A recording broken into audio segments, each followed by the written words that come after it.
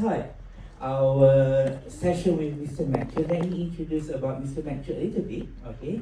So Mr. Mercury is a composer, a producer, arranger, and a musician, and also a Berklee alumni. In collaboration with a Taiwanese record producer, Jonathan Lee, he has worked with numerous artists as score music for movies such as A Police Story 3, Super Cop, The Return of the Condor Heroes, and Beyond Tomorrow. Now, Matt is also an active touring musician and recently released his single, Boundless. Now, today he'll be sharing his journey and some insight in his talk about things I didn't learn in school. Now, so without further ado, let's give a big round of applause and a warm welcome to Mr. Matt Sheila.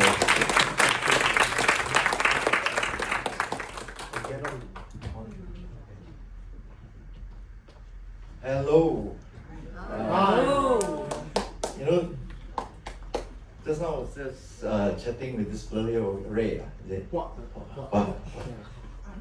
He was born in year 2000, same age as my son. Then I was just going to start asking if anybody is like nearly 40 years old here. I don't see. Oh yeah, God, huh? Yeah. Oh, good. Because I graduated from Berklee like 86, you know. That was like nearly 40 years already. Wow. So it's like suddenly talking to you, I felt like so old. Right? So anyway, little bit about my beginning, how I decided to pick up music because as usual, you know, like a lot of as I mentioned before in the video us took when I was in the studio last week, a lot of the Chinese kids, you know, the parents are very you know, strict in telling them to study music when they're young, especially piano for me.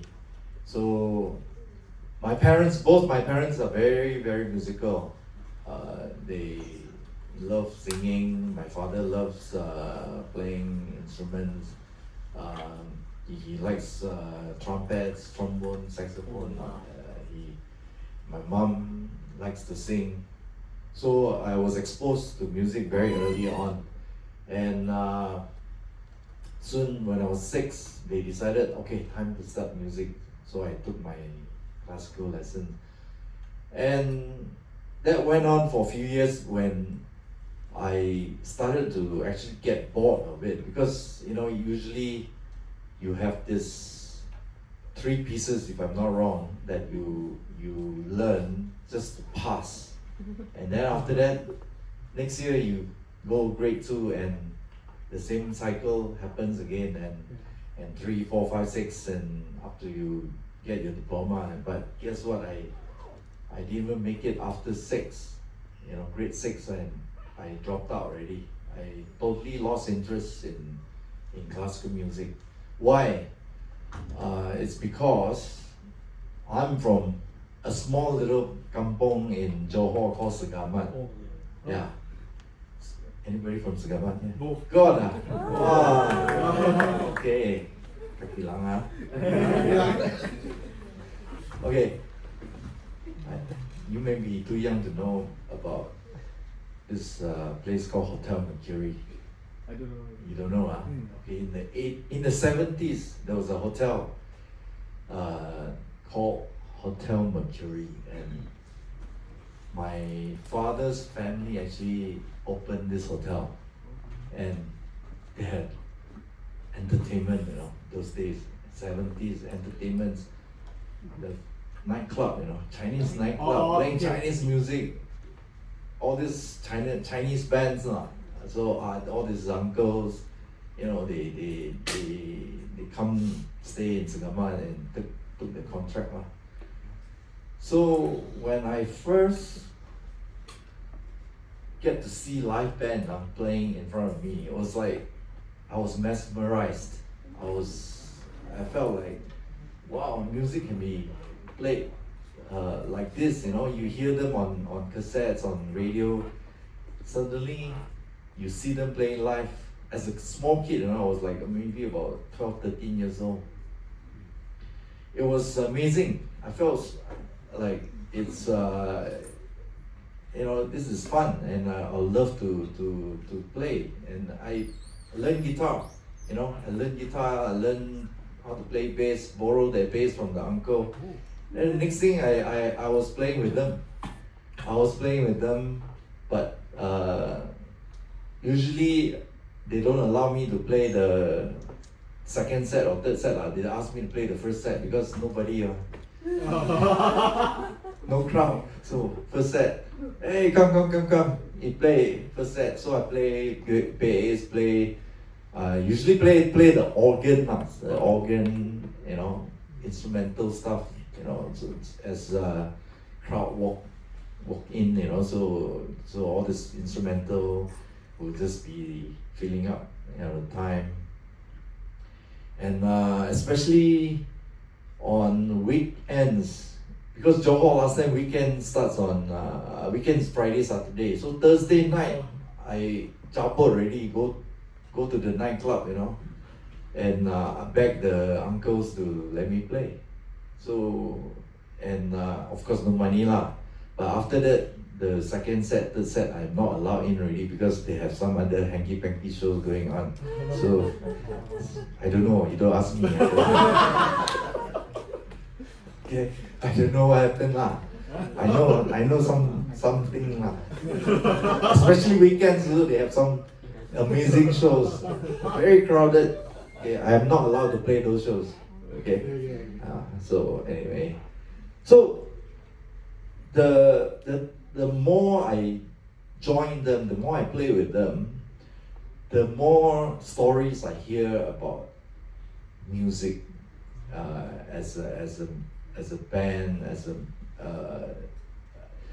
a career lah. And there were few Malay uncles. I always call them uncles because they are the one who always talk to me about these stories,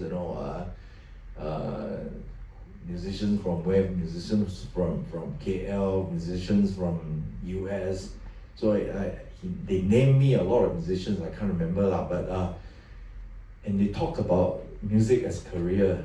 And one of them gave me a handbook, showed me a handbook of Berklee.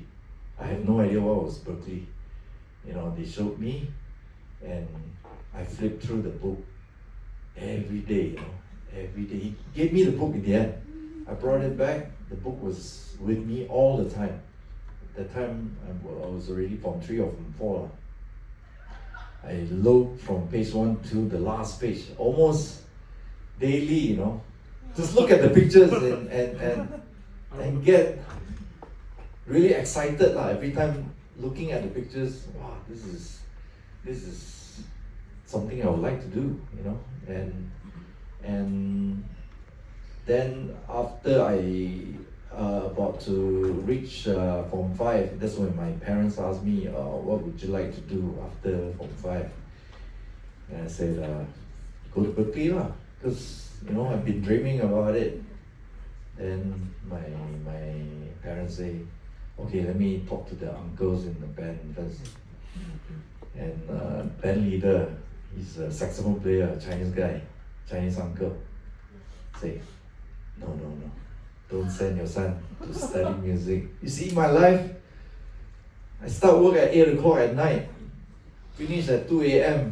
You want your son to become like this, no future. Gaji also so only, how you gonna cari makan. So I don't know how to beg my parents lah. That time I still kind of good boy lah, listen to my parents. And so off I went to Canada to study business. My father said, go study business. So it's not really a business course yet, it was just like a foundation lah, like a Form 6 like that lah. And 1 year that was very, very slow for me. I couldn't concentrate. You know why? You arrive in the city when there are so many performances going on. Oh yeah. You know, you can watch Korea, you can watch Gary Burton, all the big names, you know, and those, if you heard of Al Jarreau, that time Al Jarreau's album was like, became my favorite. Before I saw him, I already knew who he was, and I love his stuff. Suddenly he was in Toronto, I was in Toronto, and tickets were like selling so cheap, you know, it was like maybe 20 ringgit like that, you know. And after I watched those shows, I tell you, my mind gone. Business is gone.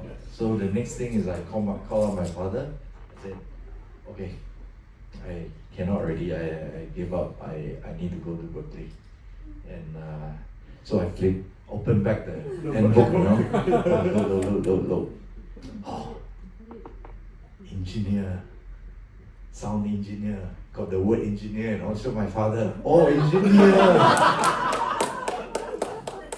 Okay. Engineer, approved. My son study engineer, become engineer, sound engineer lah.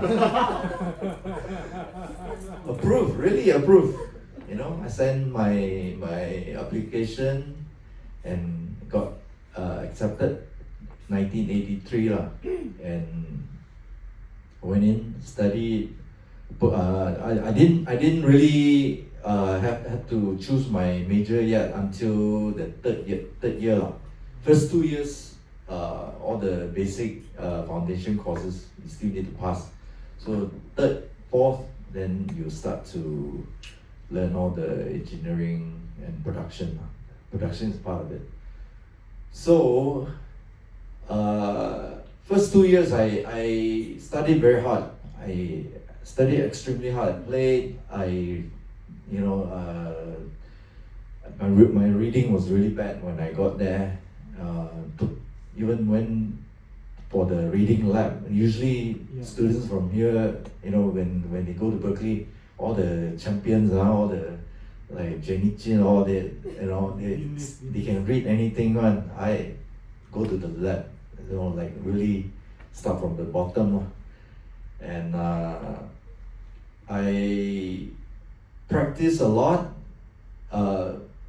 Did everything I needed to do to get the foundation, to pass the foundation, and then I can start my music production and engineering course. And the third year came, and same thing. I studied very hard on the engineering,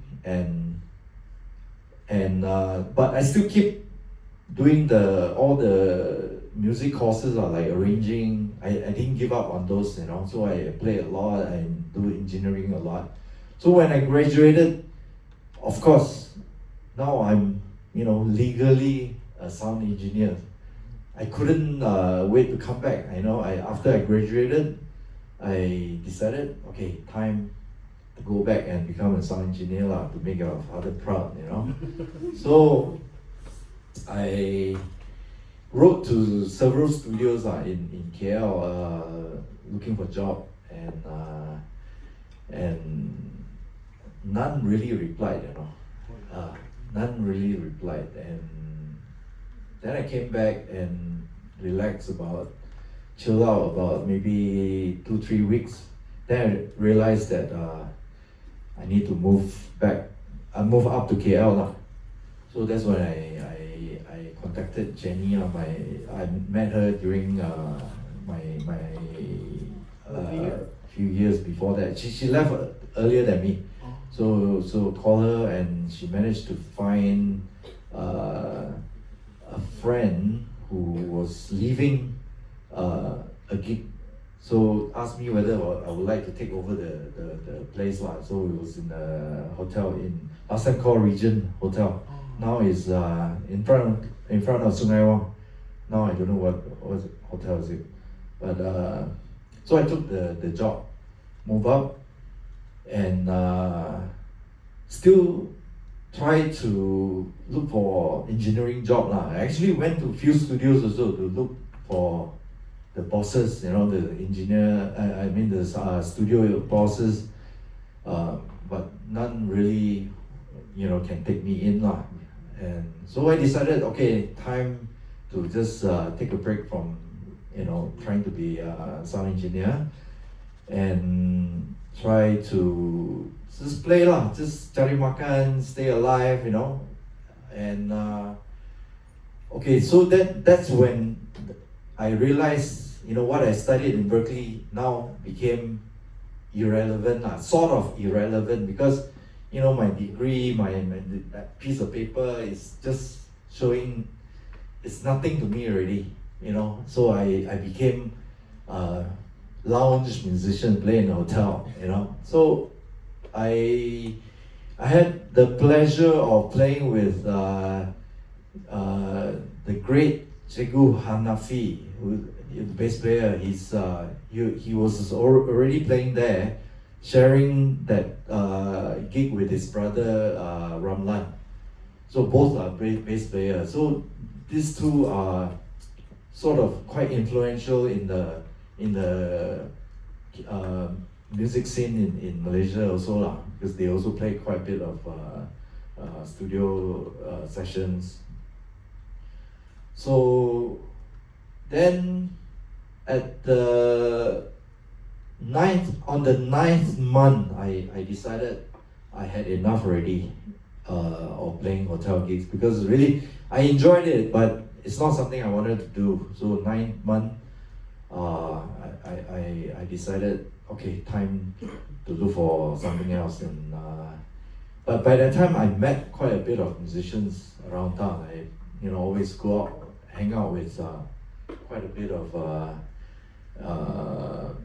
musicians who played at other places. Like I always like to go to All That Jazz. There's one club in PG called All That Jazz. Michael Barappan played there, and used to love hanging out with Zahid, the drummer, Awa, you know, all this Jimmy Sachs. Used to hang out with them all the time, and after I left that hotel gig, I was offered actually engineering job. I was offered engineering job, okay, and I took it. You know, I gladly took it, because it's something I really wanted to do as a full-time, you know, as a full-timer. But it was starting at 2 a.m. in the morning. Yeah. What? Yeah. Engineering job, sound engineer, 2 a.m. job. Okay, so then I said, okay lah, 2 a.m. I say, how much? 5 ringgit 1 hour. What? Yeah. 5 ringgit 1 hour. I took it. Okay. And this gig actually was a stepping stone actually. In the end, I have to show you the picture of the album cover. What's the password?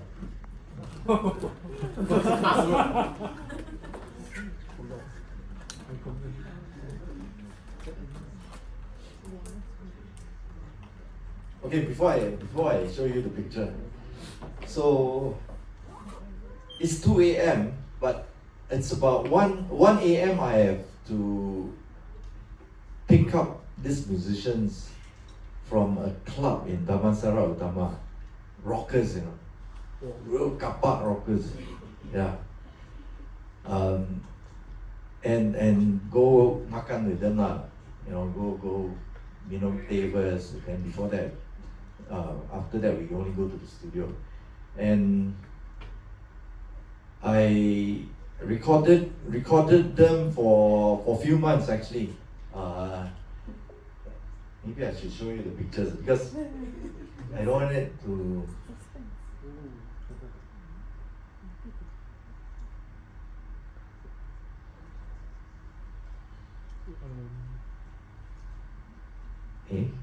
Cannot find. Do you want to change to to like the view? Yeah. yeah, just 3 buttons beside. So to your left. Two more. To the left. Yeah, Yeah, yeah, that's the one. that's Then Oh, you can select. okay, okay. It's not in this folder.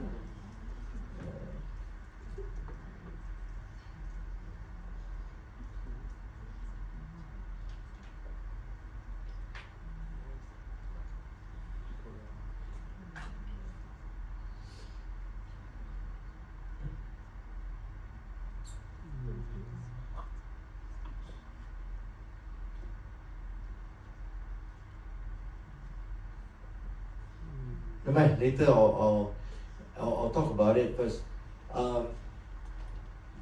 The band is Lefthanded. Yeah, I didn't know who they were, but the studio boss, live record King Studio, he said, "You want to take this job? It's 2 a.m. in the morning. Go pick them up at this club at 1 a.m. Go makan with them. Then 2 a.m. and start job." Ramli Sarip was the producer. So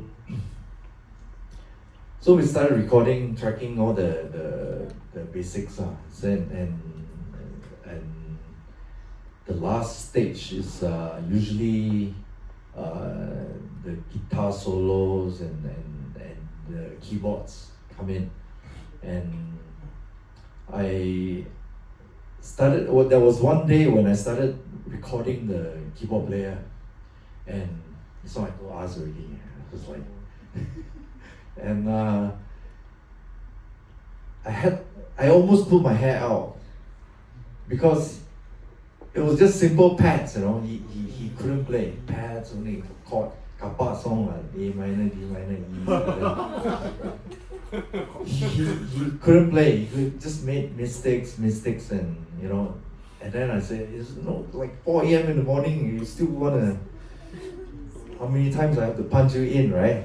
So kept punching in non-stop. Last time, you know, the analog tape is no such thing as quantized one. You know, everything what you play is what you get lah. Wrong also muscle already.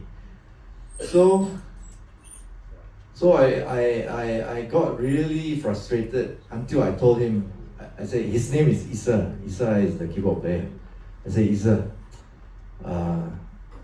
how about I teach you how to record? You know, I switch with you lah. I play for you. I play for your band's album. You help me record. Then said, okay. Then after that, I play the whole album. The whole album, Lefthanded's the album. I think I don't know. There was a couple of hit songs like one is called Ku di Halaman Rindu or something like that, or Seruan Ku or something. That album became a big hit, and that's when record company executives like Warner, EMI people started noticing me lah. I mean, and offered me session jobs. Okay, but it was still in the early days, so I didn't really get a lot of calls yet. So I went on tour after that with Sharifah Aini. Sharifah Aini, if you heard before, yeah, it's legendary Sharifah Aini. There was a opening act by this group called Pelangi. Pelangi is this A. Ali, late A. Ali, and another Chinese guy called John Go. These two duo, they're not really famous at the time, but A. Ali was famous as a producer. And when after the tour, A. Ali offered me to do session work with him, and that's when I started realizing my career direction is going towards session work. I tell you, this is the beginning of how I work like a factory. A lot of very not kappa, but those very pop Malay, not like Siti Nurhaliza, that kind of pop, very very simple 1980s, that kind of Malay pop stuff lah. Don't need to think too much on the arrangement. So I got in to work with his team, and basically is first day, go in, record drums, bass, and my piano guy. Piano guy would just follow chords. We spend the whole day recording, maybe start at 11 in the morning and then finish about 8, 9 o'clock at night. 10 songs, one shot, all 10 songs. Next day I go in, play all the piano parts again, put the melody guide, and that's when my reading got really good. Because the scores is quite detailed, like it's got melodies, actually no arrangements, just chords and melodies. And then I have to play all the melodies from song 1 to song 10.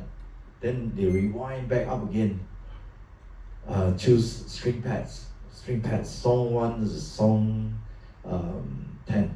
Then string lines, back up again. So all this, for my part alone, it takes 2 days, 2 days to finish. So altogether, work only 3 days, make one whole album. One whole album is in 3 days. Yeah. So, how much I charged those days, or how much they gave me 50 ringgit one song only. Yeah. So do the whole album, 500 ringgit for me. And then I think the whole entire production, maybe like the most is like what, 5,000 maybe. But those days albums can sell 50,000. It's like consider, average is like 50,000. I mean, you hear 100,000, 200,000, up to 500,000 it can happen, So then my next big so-called big catch is when Sheila Majid came in. She was touring for her, that time her new album was Emosi. It was called Emosi, and I was offered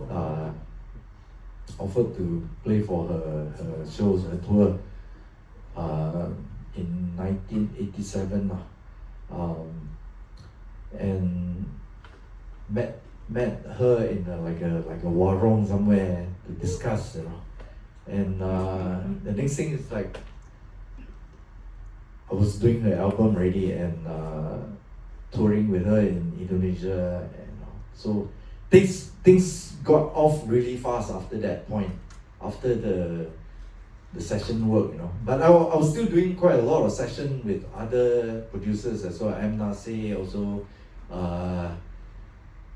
You heard about this song Sri Kandi Cintaku is like Blush, and I tell you that song until today I'm still hearing it on the radio, and I'm still collecting the RPM royalties nicely from that song. So, and that's one of the nice things about music from those days. I mean, it still stay on until today. Radio still play them.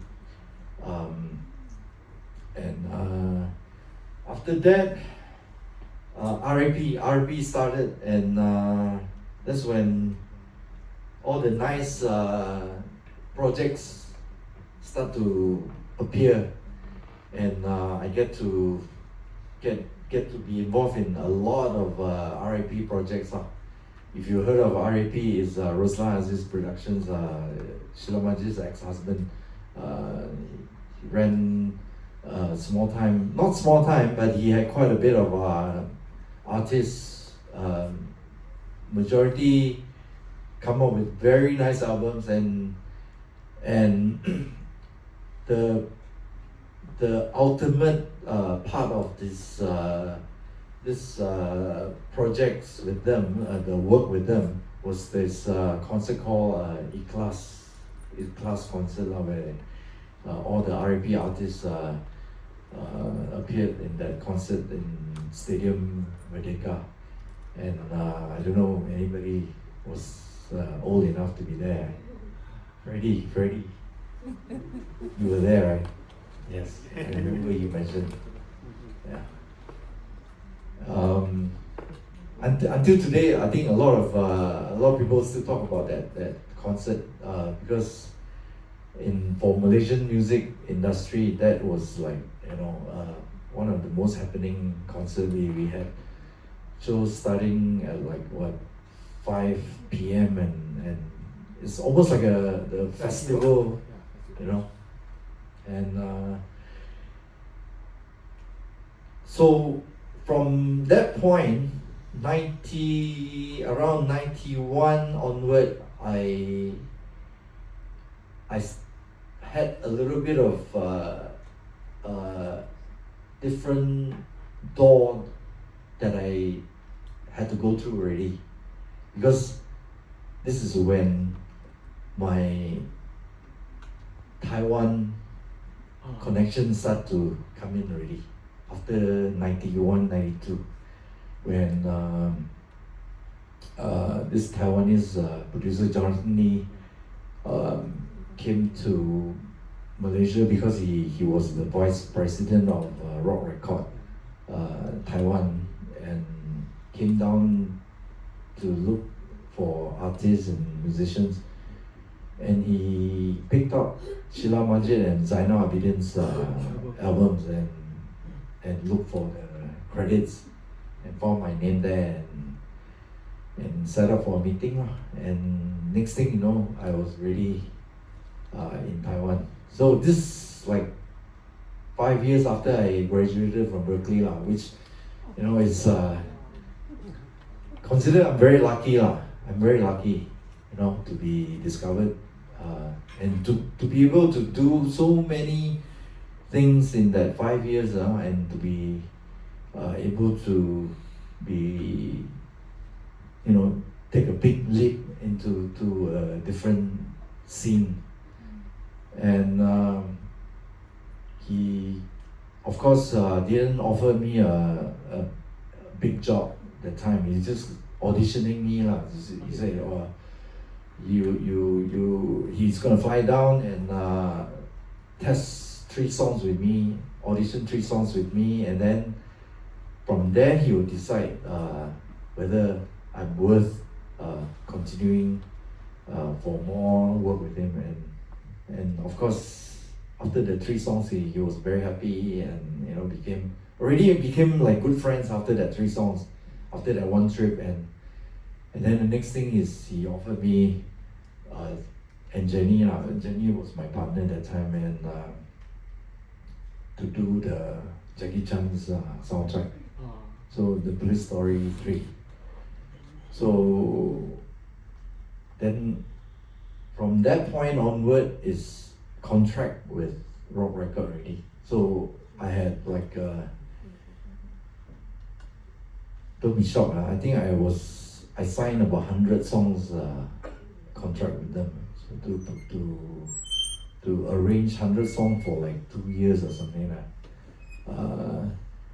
It's also back to what I was saying just now about being factory, almost like that, but this time is more, not freedom, definitely no freedom. Every time I have a producer who will fly in to Malaysia, fly into my studio. By the time I opened up the studio that time because the session work was just too much for me to run around many studios, because it takes forever to set up my gears. Sometimes I'm in this studio and it takes a lot of time to put the gears in the car and then get to the studio, set up, and then sweat you know, I'll be sweating and then I'll be playing, and then 2 hours later I'm moving things back into my car and back to the house again. So that's when I decided I need to build a studio, and my partner was Jenny, and so we, on the Taiwan side, they fly down to record, or I fly over to Taipei to do the work, and it was like once a month maybe they come, or I go, you know. But those days working is thinking back, it's not easy also, because you know, when I sign contract, no matter what, I have to finish one song a day. So work hours is like 12 hours one day, you know. But how many songs can I do in one stretch? Imagine if you were to ask to do like 5 songs one trip. Let's say one of the producer comes and they say, oh, this trip there are 5 songs to do. No matter what, you got to do 5 songs. And now that I think back, right, the 5 songs, it was really tiring. It was not easy, but it became like a stamina challenge already, because you can tahan, then you do. And because I already taken the initial down payment for my contract already, you know, the deposit. So no matter what, I have to fulfill the contract. And the process of doing work those days are so much more difficult than what you do now. It takes a whole day to do the arrangement, and then you have all the gears hooked up. Then the producer comes in and listen and say, okay, now confirm already, your arrangement can record. To record is another process, because you have so many sounds coming out from the modules. You guys know, right? Those days you're recording on modules, or sound modules on the keyboard. Some of them have 2 outs only. Some of them, okay lah, maybe you got 4 outs on the newer machines, and then eventually there are 8 outs. You can assign different outs for different sounds. But the tape machine, only 24 tracks, so you have to decide, okay, this sound and that sound you need to share. So do a little bit of math before you start recording. It takes time also. So by the time you finish, you get back at 1 a.m., 2 a.m., and then next morning starts again another song. So went on for years, for at least about 8 years, until my contract finished. And that's when Pro Tools comes out, and you can do things on the computer. There are plugins, you know. So the studio equipment that I invested on also all burned already lah, consider, because nobody wants to use the tape anymore. And I had to buy a whole set new Pro Tools just to be in touch with the newer technology. So then after that, I went on to sign with Jonathan Lee. He also started his own record label, and same thing lah, just signed, I don't know, I can't remember how many songs, but went on for 2-3 years. Okay, from that point onward, I think mid 2000s, mid 2000s is when MP3 started coming in lah, when record company started to feel the pinch, you know. It was just a pinch for them in the beginning, because sales are dropping. and they don't have so much budget for recording anymore. You know, last time, you know, we can fly to many places. You fly. He wants to do recording in Korea. Okay, fly to Korea. We will fly to Germany, to France. You know, to just to record. You know, but from that point onward, record company don't even travel anymore. They ask you to send files. You know, on I think we still send CDs at the time. No more. Not yet Google Drive, all this not yet out. So you still send CDs. And the budget's a lot less, but work still considered not bad now. Still jalan quite well. And by the end of year 2000, another different door showed up. This is suddenly became a new one for me, because usually I'm just a studio person. I've been a studio person since I came back from Berklee. Now it's live concerts. When concert scene start to bloom, it became quite crazy. You know, end of year 2000s, the traveling started, and that's when the money that's where you if you want to make a living, concerts. And it was not just 1 year. Some concerts go on for 2-3 years.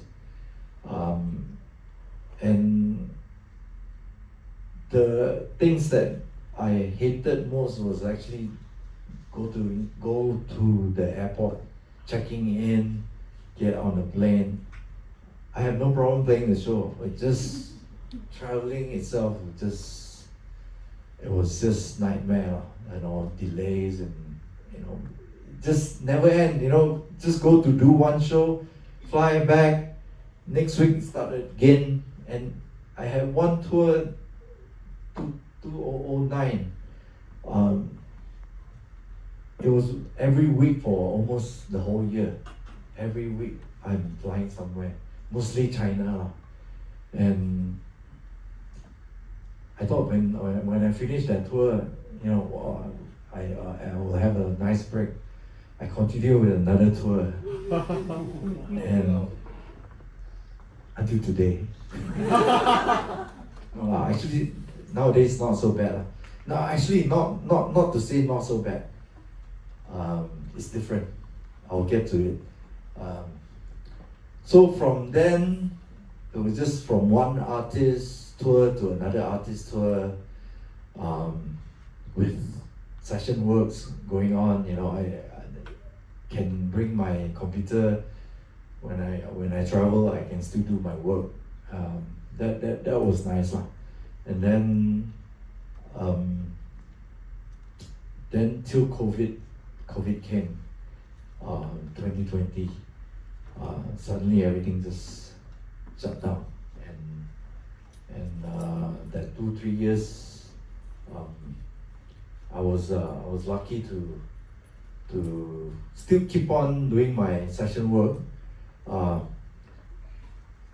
but albums are a lot less already at that time. But what was a lot during that time was TV shows, doing quite a lot of, especially in China, they're doing a lot of those China Voice and or the Voice of China, plus few lah. And they needed arrangements for those shows. And during COVID, I was surprisingly busy with those work, and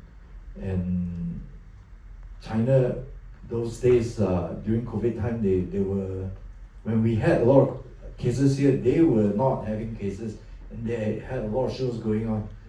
So that was nice for me lah. for me, kept me going. And after that, China opened again. That's when the 2 years that China didn't allow anybody to come in because the rest of the world had COVID. They decided to do all the shows, that we didn't do for those 2 years. And till now, I'm still doing those shows and still traveling. So that's my journey, entire journey.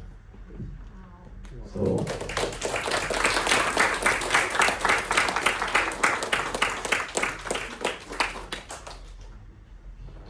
the topic that I gave to ICOM on this masterclass basically is about things I didn't learn in school a bit, but there were a few things that I want to mention since I've told you all my stories, right?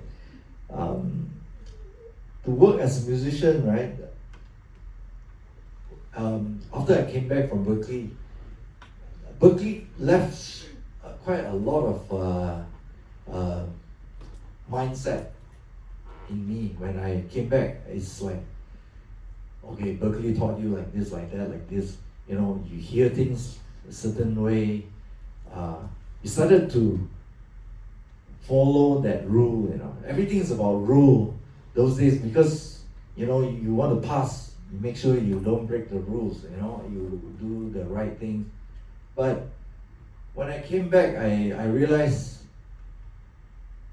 you can't apply the same rule everywhere else in the world. I mean, come back to Malaysia, Malay music, Chinese music, all has its own certain flavors. You cannot think like, oh, I see C major, I'm at the 6th, at the 13th, or at the whatever tension, so that it's very Berklee, It's very Berklee. It's like you cannot not leave them alone one. You just have to put something there. I had that trouble. I had that trouble when I came back, especially when I played in the hotel. I played like, you heard of Yusni Hamid. Yusni Hamid was like also another legendary Malay singer. She likes to sing a lot of the old Malay songs, like some Syarifani old songs. For example, like Bunga Tanjung. If you heard of Bunga Tanjung, it's very famous Malay song. First I have to digest the song first to know how to play the song. But when playing that time, my Berklee chop was still there, and I had trouble erasing those, or not erase, delete those mindset. And it took me a while. Until I think a lot of arrangers in town or the producers in town is like, man, Berklee punya sound. So that, but of course, Sheila Majid songs, I could apply them, generously, no problem. But for other, like this Ali projects, if you heard of Rohana Jalil, no way. You can't even add a 6 on the C. C is C. The C is C. And sometimes I work with the kapap bands, sometimes no thirds. 1 and 5 only. Yeah, 1 and 5 power chords. So I learned how to disassociate myself from them, that point. Just see everything from different angles. Okay, this one I have to adapt this way, that one this way.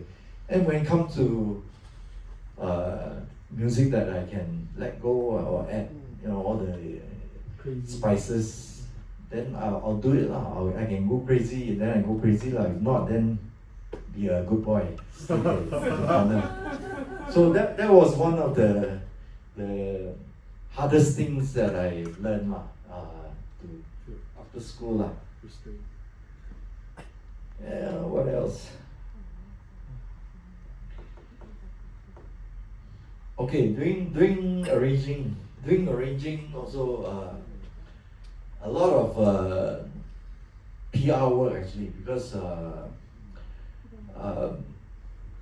in the early days the producers are pretty much okay, you just fill up the song and accordingly I mean not much cerita one, not much to tell you, no briefing.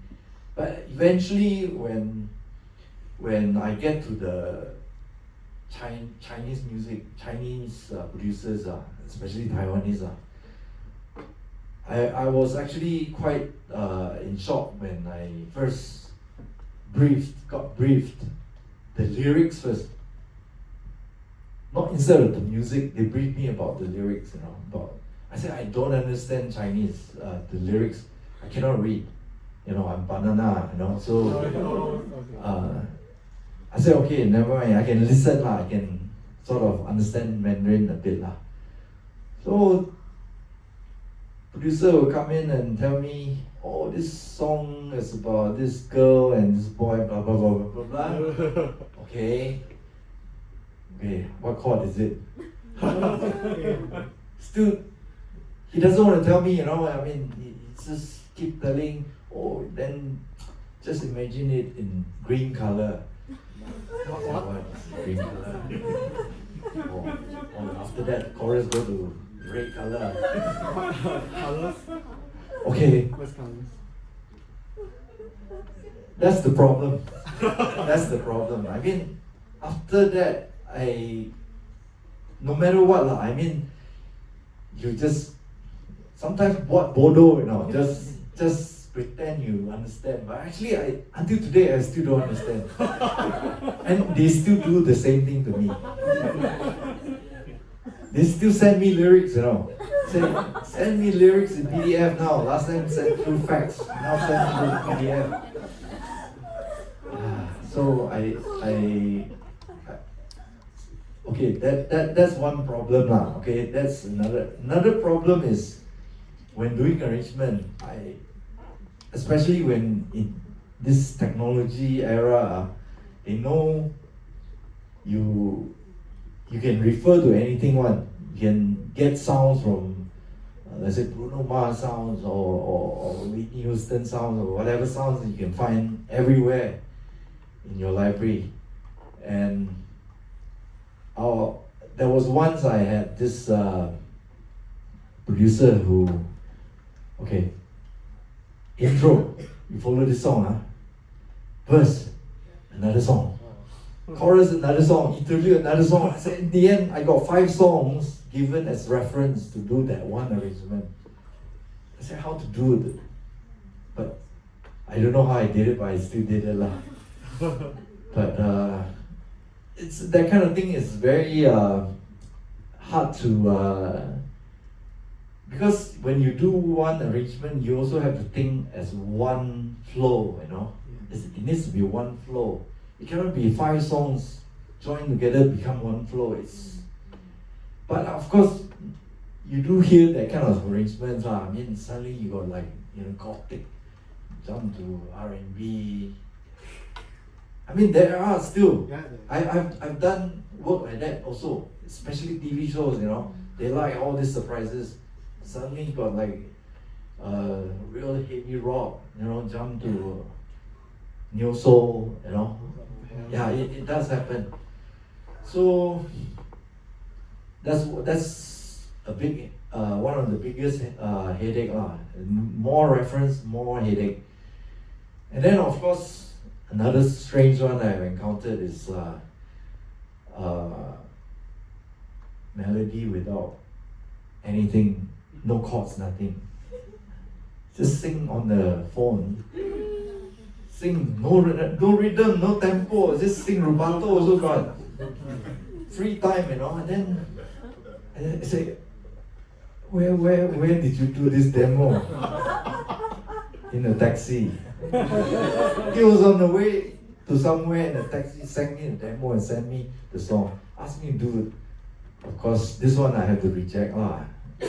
But I mean, tell you the truth, I can find the chords still, but I don't want to do that because I think in this kind of things, this kind of cases, if you lion them, you can apply any chords. I mean, I can apply any chords lah. I mean, still it will sound right, but then songwriters will start doing things like that lah. It's unfair to arrangers, I mean, at least when songwriters send songs, they should have some ideas, structure, dynamics, at least some rough ideas lah. But of course, there are songwriters who send the whole arrangement, full arrangement, but they don't want that arrangement, they want something else, and that's when I have to do all the work lah. And but as I mentioned to us that day, some of these things sometimes toughen me up, I mean, they come in all different shapes and sizes. I do so much, and I think I should, be able to tell you that I have handled these cases so much that you give me anything, I think I should be able to make something out of it. to do something lah. Whether you like or not is another story lah. Magician. Not musicians, still need to work very hard on it.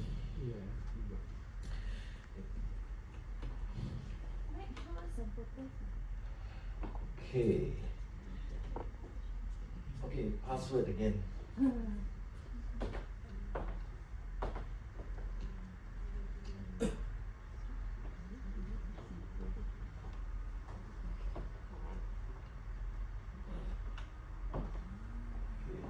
This is Sheila's Warna days. Wow. This is in Indonesia. My first trip out of Malaysia to do Sheila Majid's Warna. That's Fauzi Mazuki, who's EMI's A&R manager. That's Roslan, Aziz, the producer, and that's Zahid Ahmad. Wow. Yeah. So we spent about a month down in Indonesia doing this album lah. But it was again, every part of my journey, there's giant doors, mini doors, medium doors. This is considered one of the giant doors lah. I mean, from that album also, Jonathan Lee discovered me, so it was fun.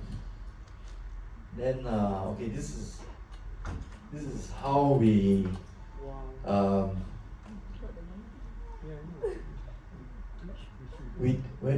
nowadays when you hear sampling, right? Sampling. Yeah. You can sample anything on your phone now, right? Anywhere on the street also can. The sampling, those days, like you have to drag in the computer monitor screen, and then I think what we did was we sampled the live drum sound, the snares or the toms, and recorded into the computer, and then have Zahid played them on the drum pad. And this kind of process would have taken you like 10 minutes on the phone or something, or less than 5 minutes maybe. But those days like half a day gone just to do this kind of thing. Okay, this one I'm very malu, but I will show you anyway. See, this is my workstation, home studio. Look at that. Yeah. It works, bro. Yeah, my wife used to complain, why I work so late, right? Because I step on the sustain pedal. Look at the ghetto blaster down there. Oh, that's a speaker. That's my speaker, man. Oh, damn. No, I don't think I use that for speaker. I use headphone. Yeah. Okay. We don't have computer, of course, but that was drum machine, I think. Yeah. Drum machine, Yeah. and then I think there was a D50 and DX7. That's all I have. Wow. And then I have a sequencer. I don't know whether it's not in the picture. Sequence everything. You could just sequence the drum parts, bass part, and the piano part, keyboard. Other keyboard parts, a bit more, maybe one or two more. Then the rest you bring, and this whole set will go to the studio. Oh wow. I have to unpack, Oh. load in the car, and then bring to studio, and then patch up again, and record parts, and then film them live in the studio. So Wait, did you even make your own stand? no, those stands I have to buy, I have to get. It looks Where I could have made my own stand, lah.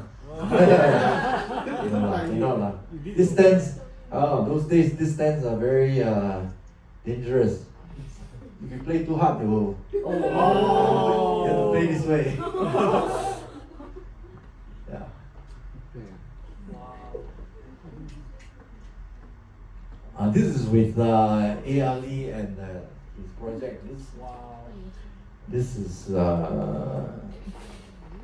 considered my early beginnings of my session work. So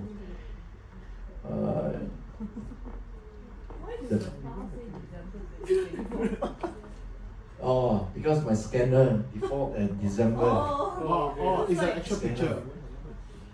Okay, so in the end, I was Wow. I was full-time sound engineer. This one, King Studio.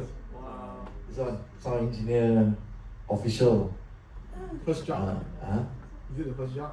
First job as a sound engineer lah. Consider Yeah. this after my Finally. yeah. And then the eight track here, no, 8-track. Oh yeah. Only can record 8-track. Wow. Yeah. This is the photo you show your parents. This is engineer job. Yes. Yes. And then, apparently, I also had a best engineer album award. Wow. Yeah. In 2008, I think. Yeah, but that one was surprising because I actually did record the album, Zainal Abidin's album, and it was of course I just recorded lah, but had a lot of great engineers who mixed the whole album. Last time in Synchro Sound in PJ, if you heard of Synchro Sound, had great equipment there, and of course I showed my parents lah. Yeah. Definitely. Okay, then this is Baby Boss. Old Baby Boss. I have currently I still own Baby Boss, but this is my first Baby Boss. Is in near Starling Mall in Damansara Utama. Look the same lah. Look that's Akai MPC 60. Those hip hop artists like to use. It's a sequencer drum machine. Yeah. Until today, still a lot of hip hop artists use. They want the sound. Yeah, the 16-bit sound. Yeah. Okay, then I show you a bit of my touring pictures. Okay, this. Okay, do you know Daniel Rizzo? Bass player. Daniel's father, Ado. Wow. Daniel's father offered me Sharifah Aini's gig. That's my first tour lah. Considered my first tour after I left the hotel gig. So, well, he passed away quite a while already, but very nice man, great saxophone player. And then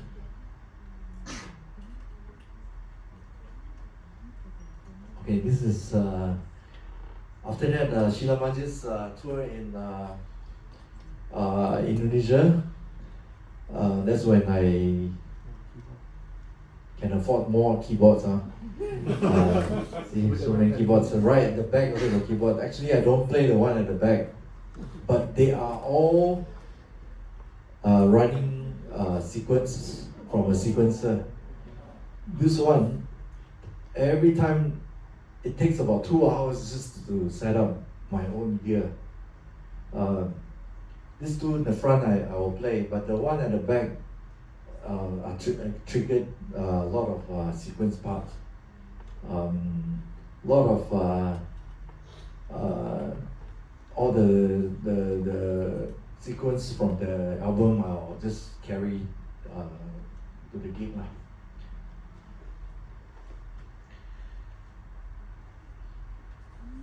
And okay, I have Lagenda. Okay, Lagenda concert. Sheila Majid's Lagenda also became quite a huge success. Went on tour only in Malaysia, I think, not Indonesia.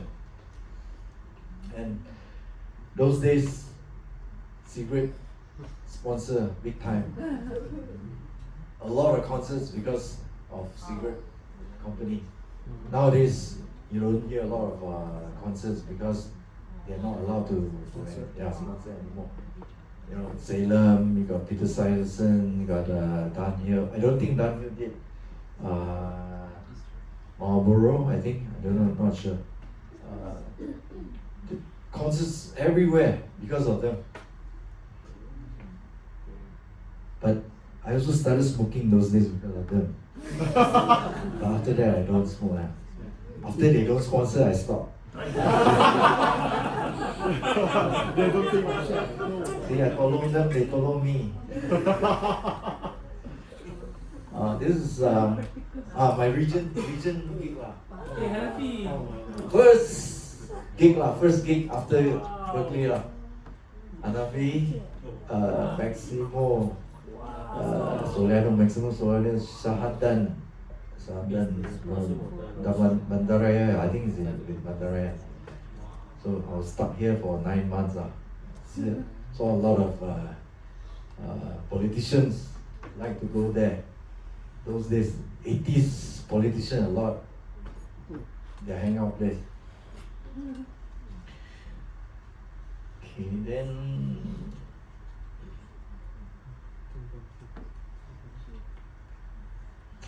okay, at one point after that region gig, I was actually offered to join a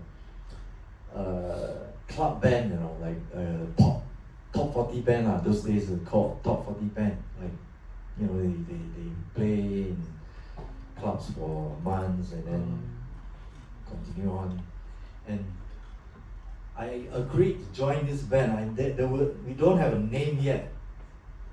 And we took photo, you know, ready to join, ready to take up a contract. But in the end, I guess I was the one who chickened out because I really wanted to become a sound engineer, so I didn't want to join them. When you join the concerts one. No, maybe. So Okay, then the China ones came, and this is the 纵贯线 Zhongguan Xian, yeah, you know, super band. It's called super band. This is the beginning of the craziness lah. We travel every week, fly every week to China. You all know late Aziz, Jenny B, Andy, and Martin. So the one in the front, all Malaysians lah. So I look back at this picture also. This is the beginning of the madness of traveling.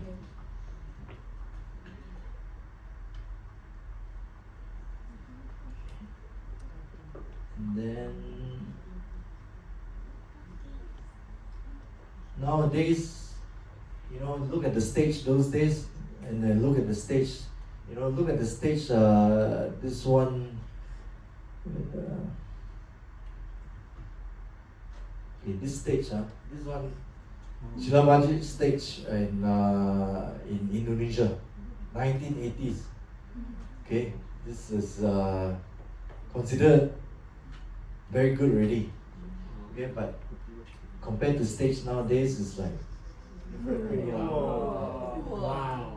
So huge difference. I mean, in terms of you know, lightings and the equipment they use. You know, even the show designs are all very different. Nowadays, doing shows like doing a musical already. You follow the script, you follow everything is like time. Lighting is time, the script is time, even the joke is the same. You know, Very sure. you know, they talk about the same thing. Which year was this? Which year was this? Which one? Yeah. The one just now? Johnson one. I think this is recent one, about maybe a few months ago. I can't. Yeah, that show we started in 2003 lah. Until last month, I was still doing it. So now we're having a small break. So.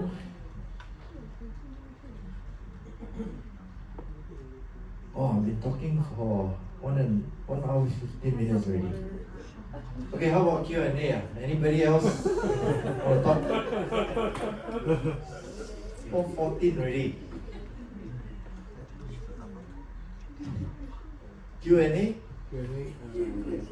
I'm very curious to know how because initially you told your parents is engineer, right? But they didn't realize it sound engineer. But after you came back and all that, like, because it's obviously related to music, right? How did they feel about it? Actually, I didn't do so much of it to prove to them, you know, this is how it's like, and to bring, you know, like bring them to studio, bring them to places I work. They know I deal with a lot of machines, and you know, but because of the 2 a.m., I don't think I could bring them up the 2 a.m. shift, you know. But I think my father, okay, I have to be honest lah, because my father was a bit embarrassed, the word embarrassed lah, that, you know, son went all the way to US, study music, come back, band boy, sort of, you know. He didn't want to use the word band boy, but literally I was just like a band boy.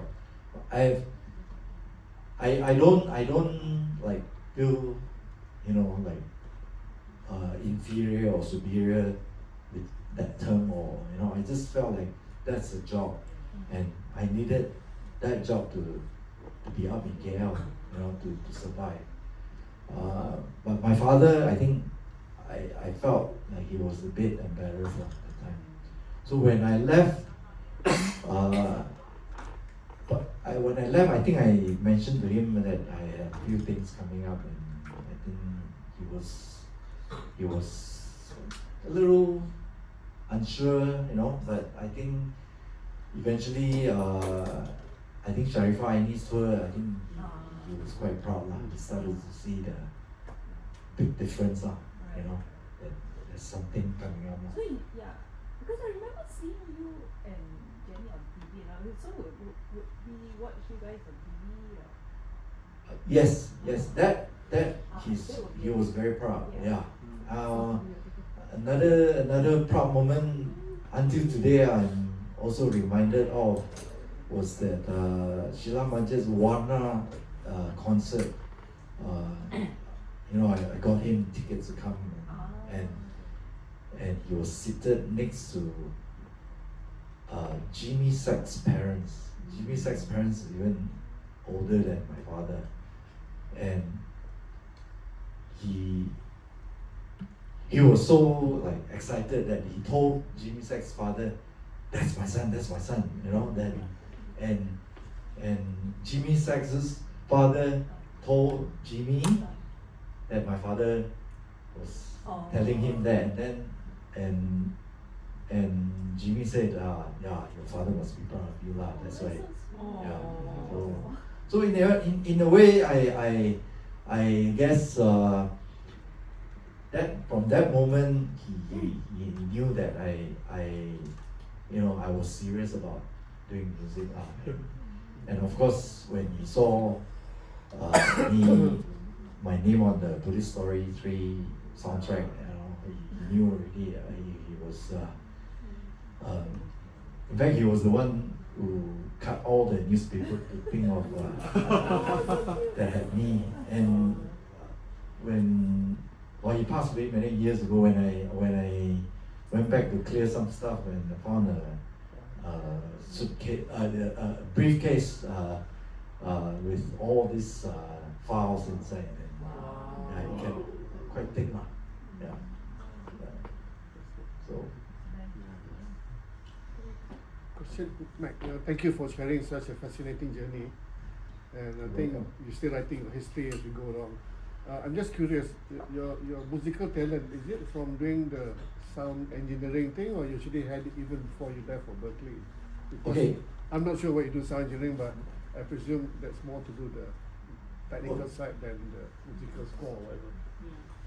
The course that I took when I was there in Berklee, sound engineering and production, basically you do learn the theory of all these acoustics and of course the production part of it. The roles that we were given during the final year projects, you're either a sound engineer or you're a producer. So I had to, of course, submit both lah. One as a sound engineer and one as a producer. And as a producer, the teacher, I had great teachers. One of the greatest teacher that I had gave me a lot of work on how to produce certain music, how to get certain sounds by assigning, Billboard magazine, right? Billboard magazine had top 40 charts, and every week my assignment is to transcribe the number one song. This is my piano private lesson teacher. Usually you go to Berklee, the piano private lesson teacher teach you all the jazz heavy stuff, transcribe, which I also took. Some teachers, transcribe John Coltrane, Bill Evans. I did that one. But this, for the production side, this teacher insisted that I had to transcribe and write all the parts out.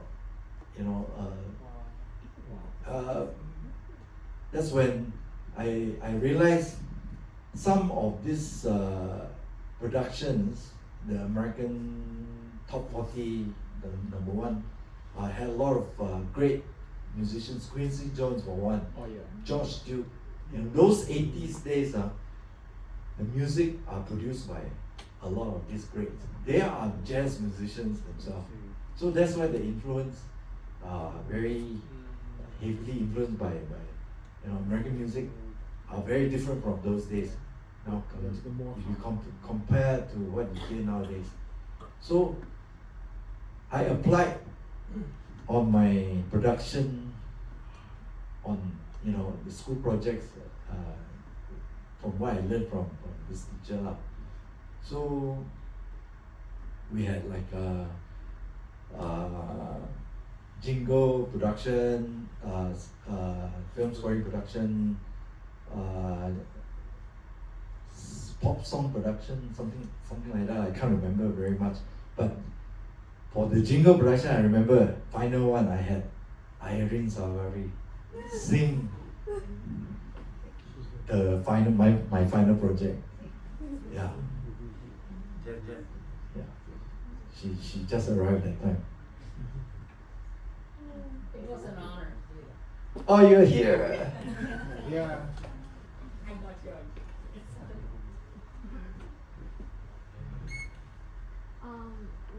So I can see that you had many international opportunities like over the years. Were you actively doing anything to make sure you were meeting new people or like getting more and more connections so that you're more out there and you're seen? Or did it just come to you very naturally? I think that's my weakness. I don't like to go out and meet people. Yeah, I think that's my nature lah. I guess because you stuck in the studio, from morning to night, and off day, I just want to be myself, do my own thing. I know a lot of musicians. Sometimes they make an effort to meet, to call up a record company. I don't. But I was blessed, I guess, to be working with some of the top people lah, so-called. Jonathan Lee himself is a figure, really. When I knew him, he was the first thing he said to me was, the first thing I said to him was, "Who are you?"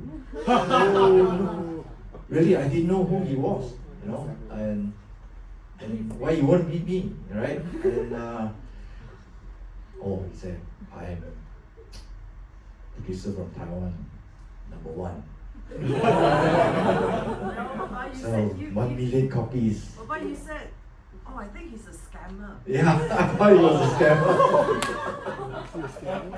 Yeah. So, I mean, he flew down lah. So at least I thought maybe not scammer lah. So, through him, I guess under him, there were a lot of his staff from his record company, Rock Record, who now actually are big bosses of other companies, or also big producers. So the circle became larger and larger. So I sort of knew quite a bit of people because through that beginning, yeah. Thank you so much. Yeah. Hi, I'm Majid. Yeah. I have a question. I would like to reminisce the album that you have produced, which is that Kumohon from Sheila Majid. So I think that there will be few songs that you composed from the album, and then the album became as the best album of the year. So I just wanted to know that how do you get since that you just mentioned that you are banana Chinese. So for Sheila Majid, I don't know whether you are very well versed in Malay, but then for that song, Kumohon, is actually a song that she went to Mecca, and then is it that she has to explain to you the songs is all about, then you compose, or you already know what the song's all about? Good question. I wrote the song first. Yeah, the song was in a demo form with melody guide, no lyrics, not sung. I just passed it to her, And then she decided, okay, this one, she's gonna write lyrics. And she wrote the lyrics based on what happened during her life, I mean, at that time. Because previously she never write any lyrics. So she took up that song as her first, to become a lyricist for the first time. I'm just curious, like there's this song called Yin Tian. Mm. Okay. So apparently a lot of songs that I've seen you done is mostly arrangement. But somehow for that song particular, you actually composed a song. So can I sort of understand what happened? I compose songs, collaborate so-called, with different people. This one is more like compositional with Jonathan Lee. Jordan, one thing is he admit himself, his knowledge of composition is only to that certain level, which you can tell because his earlier albums very different, right? Folkish. Yeah. So his intention is to expand his vision, his flavors, his taste by working with different people. So I happen to be already working with him at a time for quite a long time, maybe around close to 10 years already by the time I reached Indian. Every time we discuss on how we will produce a song. So Yin Tian's idea was not considered first. Before that, Sandy Lump's album, there was one album not hit at all. It's very, very musical, more musical than the musical in terms of the arrangement. It's a Cantonese album. Which one was it? I forgot the name, but if you look 93, around 93, you know the song, she released a Mandarin version called Ku, Cry. Yeah, but Ku is in Cantonese. Whether the same title or not, I'm not sure. But we do the arrangement first. Right, the compose so-called with rough idea of melody, and he's like seated next to me, and tell me how you want it, and we did the whole album, and then he realized that kind of collaboration can work.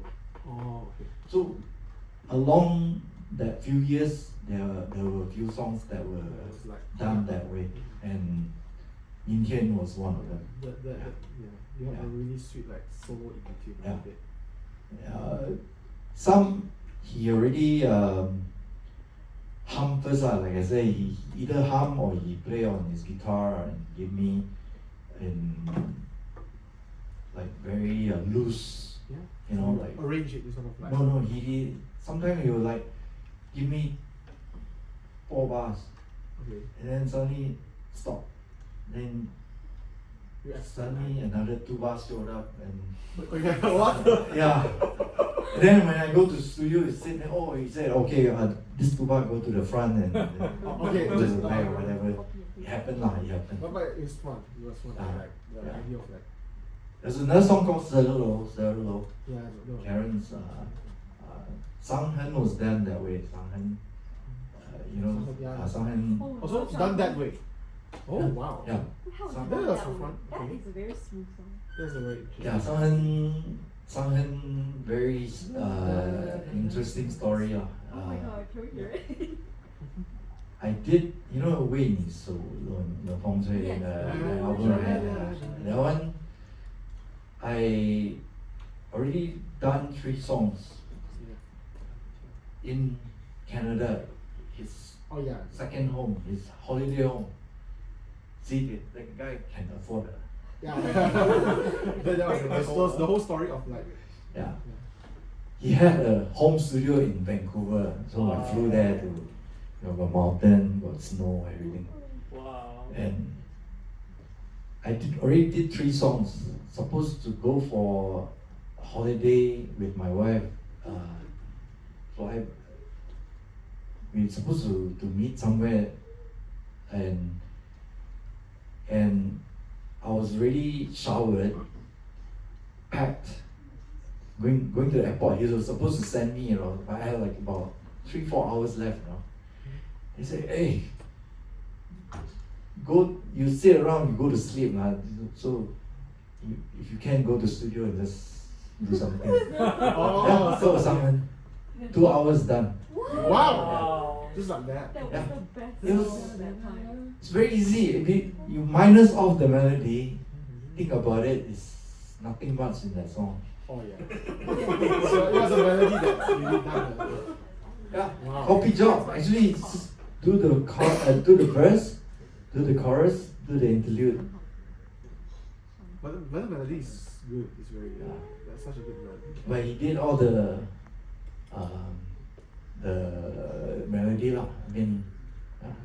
Wow. That's Okay, that was very interesting. That was very, very interesting. Yeah. My God.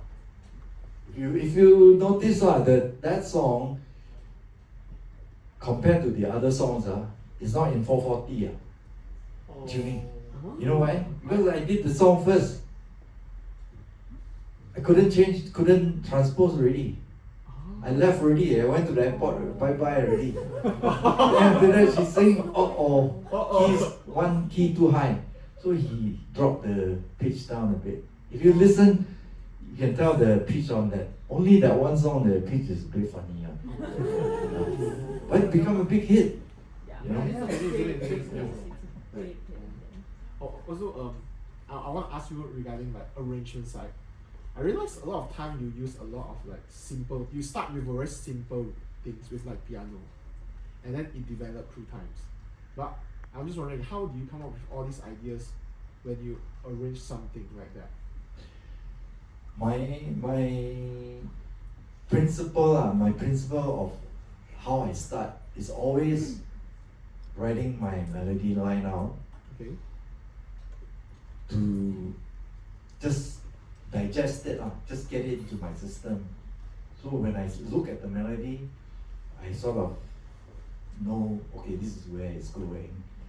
And then I write the basic chords there, which is usually referring to the demo's chords.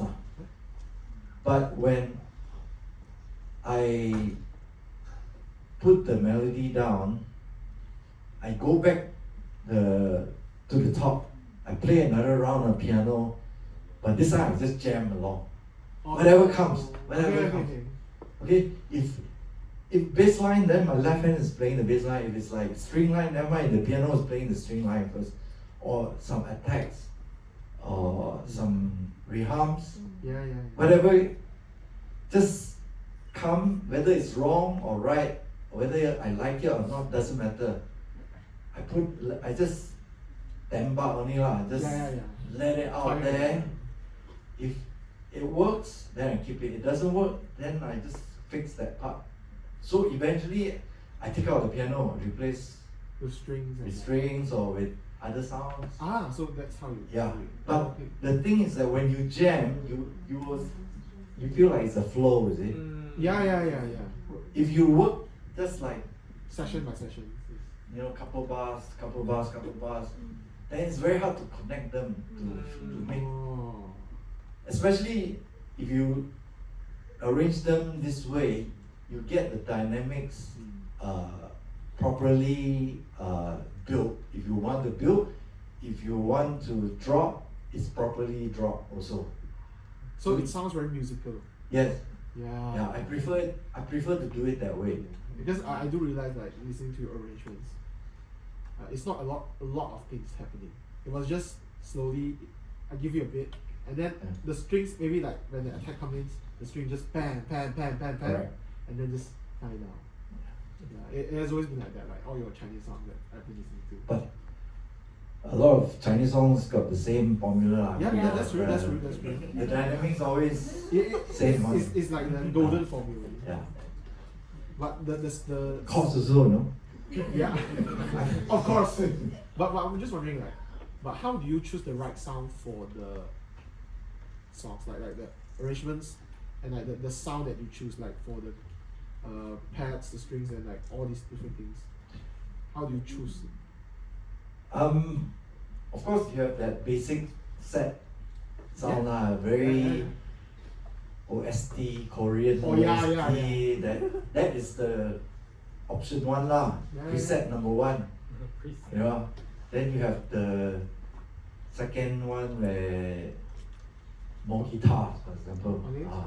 They like more guitars instead of more piano. But the option one always I kena lah because they always want more piano. Okay. But option 2 also happen, more guitars. You know, option 3 may have electronics. For example, okay, just now you mentioned Bayan. Oh yeah. Bayan, that one is very different Yeah, yeah. because she's a singer-songwriter, and I was given a concept first. Okay. They wanted her to be associated with using plugins, using iPads, using loopers on stage. So I have to Design it. limit myself to do her sound around that, you know, around that kind of sound. So that was something different. That one. Yeah, because like I realized like you know like for Cantonese work that you done like Kin Xiao, that was this album before you done the 青春小剧. Okay, after that and then you did the Brightest of Darkness. So different sound. The sound is so different. The first one was quite old, is it? Yeah, more OST-ish one. Oh. I think. And then the other one is the one the more recent one. Oh. Yeah, you have like this one song called 感情寄生虫, and then the string was crazy, and you posted the strings online. The string. Oh, that one, yeah.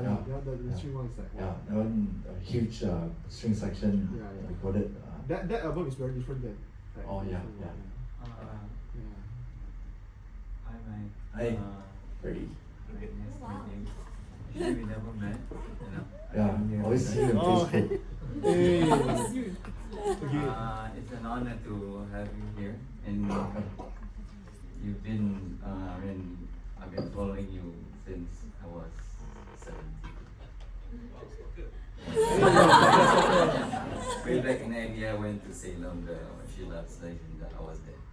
Look at you, and you know, Norman, all everyone was there. And Ikhlas, of course, you know, appreciate it for being present. And simple question, I've been educating students, but the current generation now, what's new? We have a couple of talents where we can play. You was a pro, and it actually inspired me, actually, you know, since I was school days. And what that you think that's important to become a sessionist? You know, maybe you can give some of them. I've been sorry about that. I've been gunning on that in my way, you know, which I kind of know, but they want to hear from the horse's mouth. So maybe you can elaborate on that one. Okay. Thanks, Mike. Okay. What it takes to become a sessionist nowadays is very different from my days. Those days when I started, everything is very manual. As a sessionist, I go in and play. I do engage on the music. There's no such thing as quantizing, sequencing, nothing. So I need to be in the studio, but those days are gone. I can guarantee that. Maybe I can't even remember the last time I was called to just, play piano for a song. Nowadays I play piano also is for the arrangement that I'm doing. So the term sessionist nowadays, maybe it should be combined as arranger. Because arranger nowadays are the one playing, mostly playing on the tracks. And unless the producer himself required that, oh, this one I get so and so to play drums, or so and so to play guitar, which maybe more chance, because live guitars and live drums and bass, these three are harder to be replaced.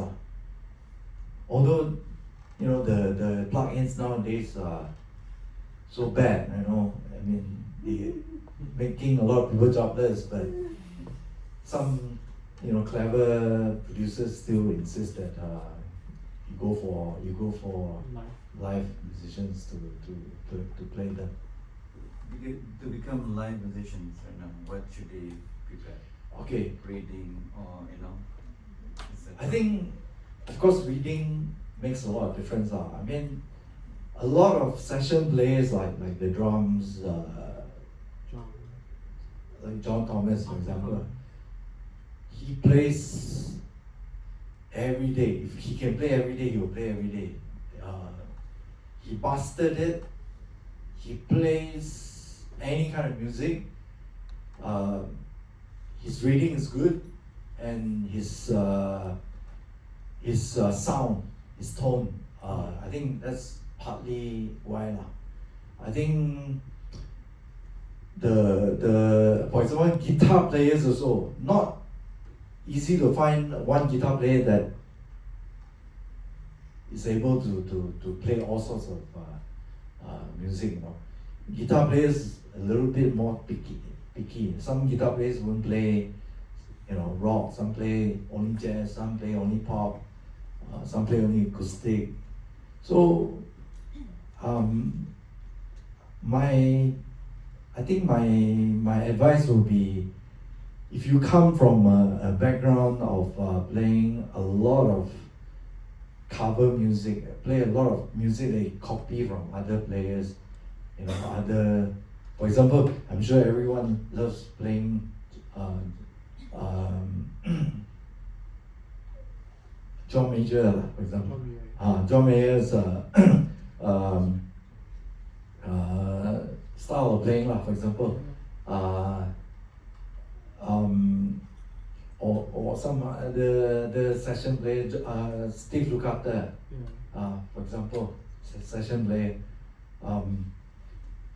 You will definitely gain a little bit of your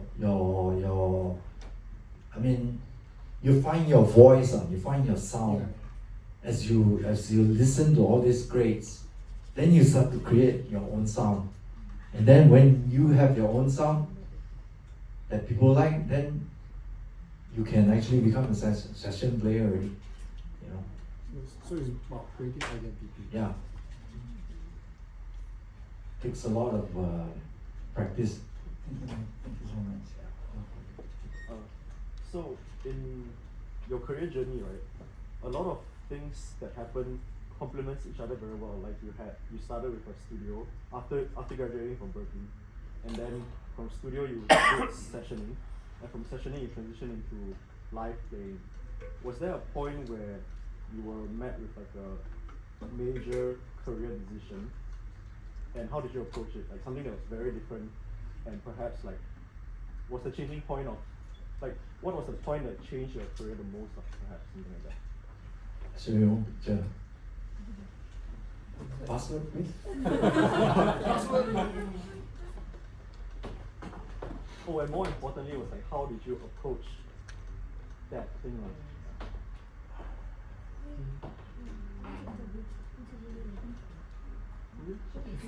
Okay, this one. Oh wow.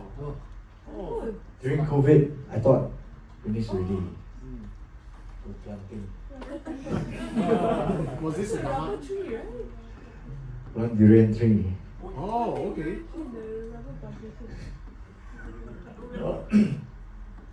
I was a bit worried because COVID time, everyone was a bit unsure what's going to happen.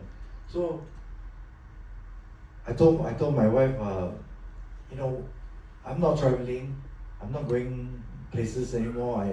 I still can do a little bit of music, but what if COVID just suddenly gonna end my music career? So I decided to do this, but of course it didn't. All the Durian tree died. Otherwise now would be perfect time. I think one or two survived. So, but that was the only time that I felt that I had to do something to maybe safeguard my future a bit. Yeah, okay. I'm sure you're getting a lot of work opportunities now just because of you're so out there, people know you very well. But how do you filter your invitations? Like, what do you say yes to and what do you say no to nowadays? I don't do so much no more. Actually, to be honest, the amount of work I do now is a lot less. Actually, I kind of enjoyed it, partly because I travel quite a lot now, and I have to turn down quite a bit of work because I cannot carry all my gears when I travel. So sometimes I do get called, but nowadays I just filter the ones I don't know, like I never met before, I never heard of. I kind of say no. But like last night, got old friend suddenly called, hey, can you do arrangement? I need it in like 3-4 days.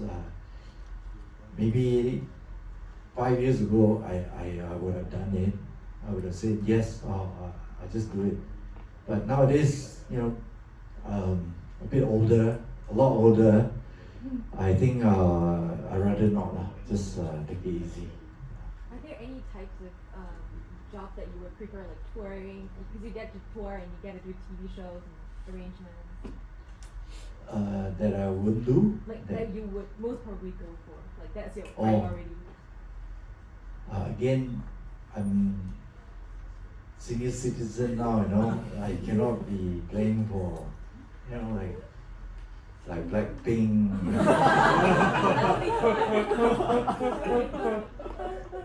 No, I cannot. I mean, the only person that I play for now, it mainly is Jonathan Lee. He's still considered the godfather of the Mandarin pop now. But even the younger artists, this uncle cannot relate. Daniel got one coming out with me. Thank you so much. Actually, I'm very curious what's the things I like. Okay. It's amazing finally that I met you in person. Extremely nervous and excited. So, I have might sound ridiculous, a very simple and basic question because Mr. Mac, you work with a lot of artists. When artists look for you to work on album and for concert, when you have the chance to handpick your musician, like I continue the question just now, the Sessionist.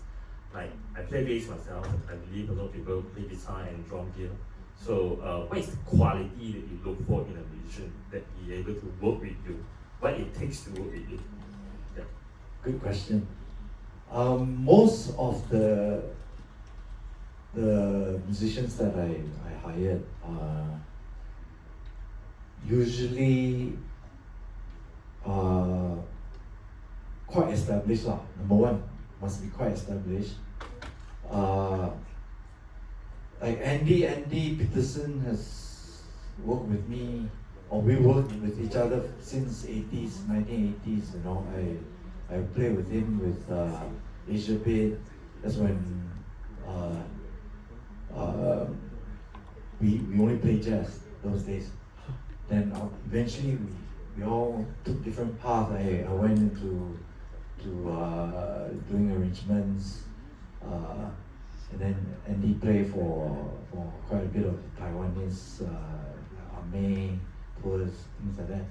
And then I have, for example, Gary Gideon also came from hotel circuits. Eventually went into session players. So most of the time, all these musicians I handpicked are from session backgrounds. So either directly from me or they from other producers. So next thing I want to mention is it's not easy sometimes. If you can now one musician the hit different one, you know, I mean, it happened before many times. But most of the time, I'm quite blessed. The one that I go touring with are the one I trusted most. And then I have, you know, few other musicians who I also, you know, sometimes take turns. Have some other tour going on, so I'll park some there, park some here, and then some come with me. You know, I think at the busiest time of my career, there was time when I toured with like three bands. So I take care of 3 bands, but I only play with that one band, which is usually Jonathan Sheila. I have one more last question. Yes, I'm about to say that. One more last question. Yes.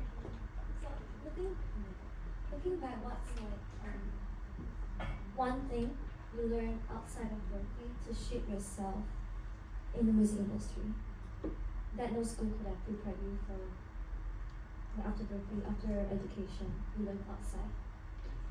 One most important, Yes. is it? I think PR. Oh. PR work. I mean, basically, I think I although like I mentioned just now, I don't like to go out and meet people for work, but I think basically I'm quite I guess I'm quite easily approached, you know. I don't go out party. Some people like to. I mean, they go out party and then they get jobs, you know. But I'm not the kind. But I guess when I have good PR, but at the same time deliver, you know, my work, deliver in a good quality. I think that is the most important. Don't just PR talk a lot, but do work not happening.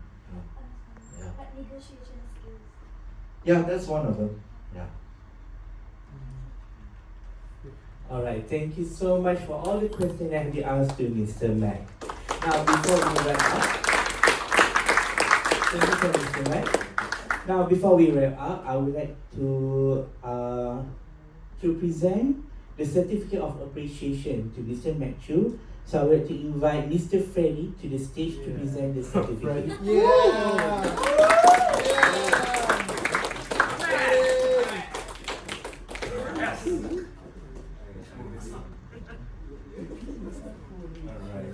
Ziku.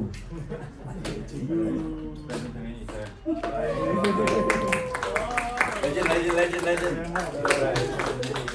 See, I can put away this one first. Okay, photograph of this legend.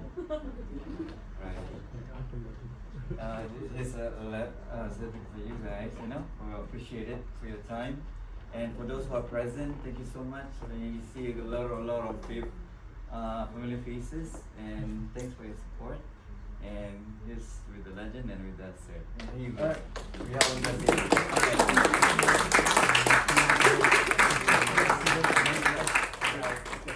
Thank you so much, Mr. Freddy. Yeah. Now, before to end things up, I would like to invite everyone here to come and take a photo session with Mr. Matthew.